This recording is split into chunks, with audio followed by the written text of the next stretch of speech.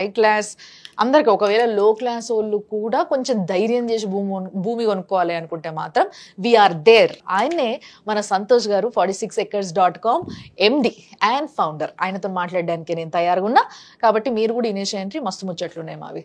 నమస్తే అండి. నమస్తే madam. To Bengaluru highway. So Bengaluru highway విశిష్టత ఏంటంటారు, మీరేం చెప్తారు మీ యాంగిల్లో? సో బెంగళూరు హైవే మెయిన్ మనం చెప్పుకోదగ్గ ఫస్ట్ పాయింట్ వచ్చేసి Shamshabad airport. So Shamshabad airport అనేది ఒక ఇంటర్నేషనల్ ఎయిర్పోర్ట్ కనెక్టివిటీ. సో ఒక హైదరాబాద్ నగరాన్ని మహానగరంగా, ఒక విశ్వనగరంగా మార్చిందే బికాస్ ఆఫ్ ఎయిర్పోర్ట్. సో అయితే ఎయిర్పోర్ట్ అనేది ఎట్లా సెంటర్ పాయింట్ అవుతుంది అంటే, ఏ ఊరికైనా సెంటర్ పాయింట్ బస్ స్టాండ్ లేదా రైల్వే స్టేషన్ ఉంటే ఎయిర్పోర్ట్ సెంటర్ పాయింట్ అవుతుంది. సో మనమైతే హైదరాబాద్ సెంటర్ పాయింట్ అంటే ఒకప్పుడు మనం కోటి చెప్పేది లేదా అమీర్పేట్ చెప్పేది, ఇప్పుడైతే ఐటెక్ సిటీ గచ్చిబౌలి చెప్తున్నాం. బట్ ఇంటర్నేషనల్ సిటీస్ మాట్లాడుకుంటే Hyderabad centre point Shamshabad.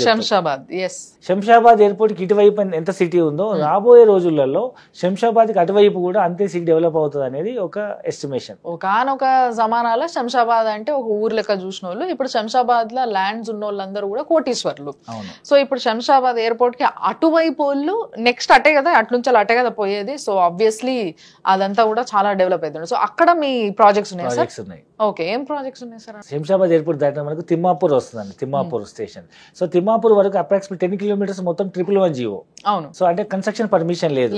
So హడా zone కాబట్టి ఫ్లైట్స్ దిగడానికి ఎగడానికి మనకు ఇబ్బంది లేకుండా కన్స్ట్రక్షన్ అసలు పర్మిషన్ ఇవ్వలేదు.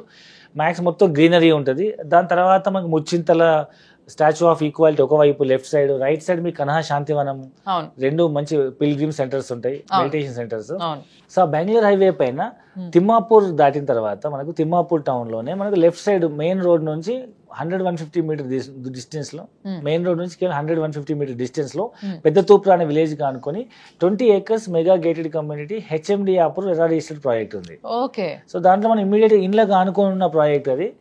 హైవే కి వాకబుల్ డిస్టెన్స్, రైల్వే స్టేషన్ కి ఒక 1/2 కిలోమీటర్, ఎయిర్పోర్ట్ కి ఒక 10 నిమిషాలు, అండ్ మనకు చుట్టుముట్టు ఇళ్ళకు అనుకుని ఇమీడియట్ ఇల్లు కట్టుకుని ఉండే విధంగా. దట్టు సిటీలో అపార్ట్మెంట్ కొనుక్కునే బడ్జెట్ అక్కడ విల్లా సొంతం చేసుకోవచ్చు. సో ఇది ఎంత ఉంటుంది సార్? ఎలాంటి మిడిల్ క్లాస్ వల్ల, హై క్లాస్ వల్ల ఎవరికి బాగా వర్కౌట్ అవుతుంది అంటారు ఈ ల్యాండ్? ఇది ఒక అపార్ట్మెంట్ కొనుక్కుందాం అనుకునే మిడిల్ క్లాస్ బడ్జెట్ నుంచి ఐటీ ఎంప్లాయీస్ కానీ, ఫార్మా ఎంప్లాయీస్ కానీ, లేదా చుట్టుముట్టు పెంజర్లలో పనిచేస్తున్నటువంటి మ్యానుఫ్యాక్చరింగ్ ఇండస్ట్రీలో పనిచేసే వాళ్ళకి కానీ, సో ఆ సింబయోసిస్ యూనివర్సిటీలో పనిచేసే వాళ్ళకి కానీ, లేదా రిటైర్డ్ అయ్యి ప్రశాంతంగా కన్నా శాంతివనము, స్టాచ్యూ ఆఫ్ ఈక్వాలిటీ దగ్గర మెడిటేషన్ చేస్తూ సెటిల్ అయిన అనుకునే వాళ్ళకి దగ్గరలో మంచి హైవేగా అనుకో